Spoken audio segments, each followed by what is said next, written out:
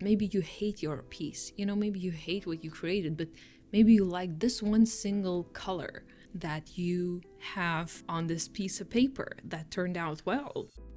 Hello, my fellow artists. Welcome to this tutorial slash tips advice video on how to be a better artist, I guess. I hope these tips are gonna help you feel better about your journey, and in general it's just something that I wish someone would told me when I was younger and when I was still in my beginner stages of my art journey. And actually sometimes I do want to hear that too for myself. And today we're practicing drawing lips, a lot of lips and mouths. I recorded this a while ago and I thought I'd just convert it into a tutorial. So without further ado, let's get into it. So tip number 1 is you have to respect your process and your art process. So often I just hear people go like, oh, it's just something I'm just drawing. It's like nothing. It's, it doesn't mean anything. It's just a little sketch. And I actually do that myself. And now that I think about it, it's so, like, why are you putting yourself down like that, Why aren't you, respecting your own process and your own journey and every second and minute that you are putting into your art to sharpen your skill? And I understand that sometimes we are shy and we don't want to share our art, but I don't feel like that's an excuse to actually put down our art. And I feel like it would be much better if we were just like, oh, it's my drawing, but I don't want to share it right now because I'm shy about it.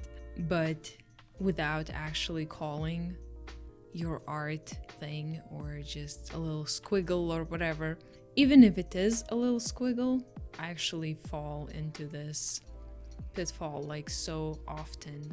Also, it's for example, if you're drawing and just allowing other people to interrupt you or always be ready to just jump up and do something else because your process is less important to you than everything else outside of it. So often it doesn't even count as work. It's oh, I'm drawing, but if something, more important comes up, I'm ready to go and do that instead. And I feel like this is very damaging to the artist confidence. It's no, your art and your process is a sacred process in a way, and it's your time, and once you're engaged in that process, everything else can wait. And actually I'm learning myself to just do that, because I was one of those people who would just drop everything for those things that in my mind seem to be more important than my artistic process. So the next point is that you will never actually produce as much as society wants you to. And this one is tough because, and I talked about this a little bit in the previous video, so if you want you can check it out. But so as artists, we're not conveyors. We're not conveyor belts. We cannot just produce how society or the job market expects you to produce, just non-stop in a singular motion, just pump out art. And I'm sure maybe there are some artists, I'm sure there are some artists who can do that, and I guess good for them. From my experience though, is that I haven't met a lot of artists who haven't felt forced into being just a production robot in a standard job market and all the standard artist jobs, because I feel there is no way you can be an artist and actually produce at your own pace, because our society, our human society, just demands more and faster and more content, and there is just so little space, left to actually engage in all the other things that are needed for the creative process, rather than just creating and drawing from your mind, from your intelligence, like from your brain. I feel like a lot of artists actually, in order to feel good about creating, they need to create from the heart, and they need to create like from the feelings, and they need to feel connected, and that's when creativity flows and the passion flows. And so often it's like the saying that your job kind of sucks out your soul is there for a reason, because most of the time, like, a job requires to just perform from your mental space. I don't feel like that is entirely compatible with what being an artist means or entails. And at the same time, I have fallen into the pitfall and have seen people fall into the pitfall of just trying to keep up with like all these demands, and just becoming like a workaholic and adopting kind of a workaholic mentality, and just trying to push and pump out as much art as possible, and never being good enough for yourself, and just being fixated on this goal that is just like a receding line, because it's never enough for the human society, or whatever, the current media, like job market. It's like they will take as much as you can produce. Like they will take stuff from you, even if you're laying there on the floor fucking dying with your hands bleeding. It doesn't matter to them. They will still, if you can produce, they will still take it. Well, I guess there's something artistic about just dying on the floor and bleeding while creating art.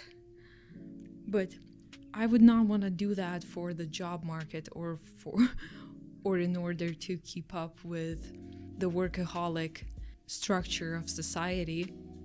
So the next point actually ties into this, is that also society and human society values uniformity. That is like death for artists, I feel like. I wish that one of the things that I was told earlier is that as an artist, it's good to just accept and make peace with your uniqueness, and the fact that your art is never gonna be like anyone else's. And yeah, you might learn and like try and craft your art style into a specific style that you want, by practicing drawing from specific references and stuff like that. But at the end of the day, you're not gonna be like anyone else, unless your craft is to actually make copies of someone else's work, in which case you might get down to the style being the same, but you're still not gonna become the other artist. Like, there is only one artist like you. That's kind of like the definition of an artist. It's like that art is always one of a kind, and it's always gonna be one of a kind. And for me, this was actually so difficult, because 5 years ago or so, I would just so often jump in between like all these artists that I admire, and just try to learn from one and try to learn from another, and just be like, oh my god, this is amazing, I want to draw like this, and then, oh my god, that one is amazing and I want to draw like that. And it never works out. It's like my art never ever looked like that artist's art, and then I would just set myself up for disappointment, because I feel like that is what we're doing when we're just chasing these ideals of becoming like someone else. We are just setting ourselves up for, being disappointed, because it's not even meant for us to be like someone else. And so the next point is that you have to find good aspects that you love about your own art. Because comparison thinking, like this chasing these ideals, is not gonna get you anywhere. It's just gonna keep you in the mental space, not in your heart space. You're gonna be creating out of this desperation to become like someone else, rather than creating from feeling creative and feeling connected and feeling your emotions. I feel like it's good to like get inspired by someone else, but not comparing, because comparison thinking is not gonna get you anywhere. And it's not even logical to compare. Comparing two people who draw or are artists and their completely unique journeys and life circumstances is just so impractical and literally just like shooting yourself in the foot. So, comparison thinking, no. Does it require practice to not compare yourself to someone else? Absolutely. So yeah, but finding good aspects about your art is actually something that really kind of helped me and helps me. Is like sometimes even if I don't like what I create, I find like this one, like one part of my drawing that just worked out like well, and I love it. And it might be like a completely like some part of the drawing which is completely off to the side, completely like irrelevant almost, and like obviously not as relevant because it is a part of the painting, but like in the grand context of like the entire painting, it's like almost irrelevant. Like, a bush, like a single bush in like in a landscape painting, and I'm like, oh damn, this bush worked out so fucking well that I love this bush, and like stuff like that. Or like this lock of hair is amazing and I love this lock of hair. Or maybe it's an eye, or it's like all these things. Or maybe you liked how you colored, maybe you hate your piece, maybe you hate what you created, but maybe you like this one single color that you put down on this piece of paper that turned out well. And that way you will not only see yourself as like a failure who cannot, produce any art. It's like there are no just good and bad pieces. There are just art pieces made out of thousands little strokes, and you can try and pick the best strokes that you like the most, and next time you can focus on perfecting those strokes even better. Or if you're feeling a bit more confident, maybe you can try and perfect something that is not so perfect, while still focusing on what you like and love about your art and your art style, And I feel like this trick actually kept me from a lot of artist blocks and a lot of negative like spirals in regards to my art. And so the next point is about supplies and art supplies. And supplies are cool, but you don't really need them. And oh my god, I am so guilty of this, is that I love art supplies, but like the more I get, the more I realize that it's just icing on the cake and it makes everything easier, but you don't really need supplies to improve. And it seems like such a simple point, and yet supplies do become addictive and overwhelming at times. It's like, for example, I bought like a watercolor sketchbook and like a normal sketchbook, and for all these different mediums, and I'm like, I don't know, it's just too much. And I just end up taking my non-watercolor sketchbook and I end up doing watercolor, painting on it, and it's still valuable. The paper might not be like that well suited to watercolor, but it, like, the simplicity of it, the simplicity of just having everything in one sketchbook kind of allows me to actually flow as an artist and not get overwhelmed by the amounts of supplies, especially if you're a beginner. It's overwhelming to have all these different ways that you can draw something, and it can get tiring and actually stifle your inspiration.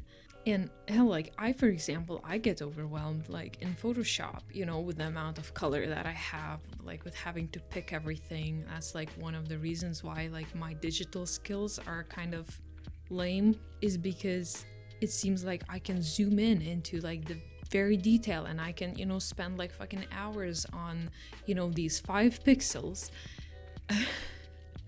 And I haven't gotten over that. Feeling confident in Photoshop and with all these colors, it takes time and it takes practice and it takes learning, about all the color theory and everything, all the technical stuff.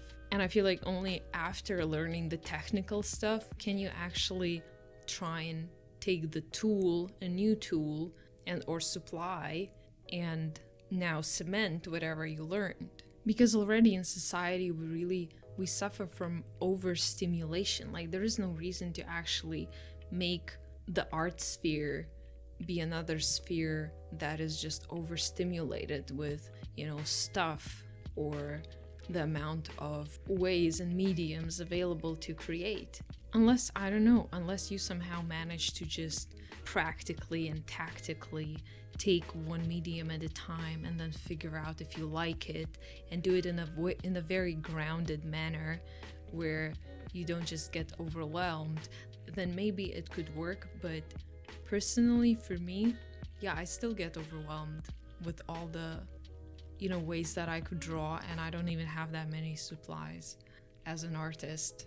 So moving on to the final point, which is more of a practical thing that I'm learning right now, or at least it feels practical right now, is that once you actually, are a more or less experienced artist and you're starting to create a business, or you're thinking about like monetizing your art and, starting to sell your art, I wish I knew that creating art and having an art business are 2 completely different things. Like, absolutely. Like, do not make a mistake assuming that it's not the same. Having a creative process which allows you to create, getting into the creative process is like so fundamentally different from actually running all the management of selling your art and presenting your art and thinking about how to, reach people and get an audience and all of that. And it's like you have to be, you have to have this creative process, but at the same time, you have to be your own manager and you have to become a salesman of your own art. And so often it looks simple. Like when I would see like these artists just, selling their art, or like having YouTube channels, or having like Etsy shops, or print on demand shops, and I was like, oh, it's just easy, I will just draw and I will just put it up and it's gonna sell. But that's not true.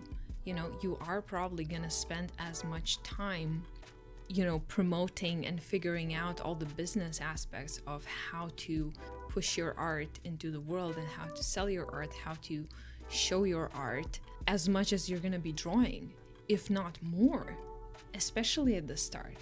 And I feel like that is what is so difficult for a lot of artists, is that because we are creative types, we are not businessmen or women. We are just, we like to create. We do not want to market. We do not want to run social media. That's me. I fucking hate social media. And I feel like that might be one of the reasons why like we have the stereotype of a starving artist, is because it's exactly because of this. Because having an art business does not just mean that you're just drawing. No, it means that you're running your own business. It means that you are the creator and the CEO, the manager, the editor, the social media director, whatever, of your own business, and you are filling all these roles. And a lot of creative types, we are not made for all these roles. And that's why I feel like it's so hard to succeed as an artist, because you have to fill these roles yourself, unless of course you're rich enough and you can hire someone. But well, given the stereotype of the starving artist, not a lot of us can. So yeah, and here I just honestly, I wish I could somehow give a better advice, but for now all I have understood is that if you're not willing to fill these other roles and learn all these other areas and how to market, and be brave enough to show yourself and put yourself out there, then you're out of luck. And I wish it were different, but that's just how it is. And I do have like a fair amount of empathy, because like as artists we are already shy. Like this process is already hard. It's already hard being an artist in this world, and on top of it all you have to be your own manager. So it is hard. And I wish, like, if I find a better way eventually, maybe, then I will definitely share it. But for now I am stuck in the same area and having to do all these things. It's just, yeah, it's a learning curve. You should expect this if you want to monetize your art. And I didn't expect this. And it took me by surprise for sure, because I was like, oh, it'll be easy. And then I'm spending 5 hours researching how to do social media and all the algorithms and all that stuff. So these are my, I don't know how many, 6-7 points about what I learned from being an artist. And I hope you find this useful, and I hope you found this tutorial useful, and I'll see you in the next video. Bye bye.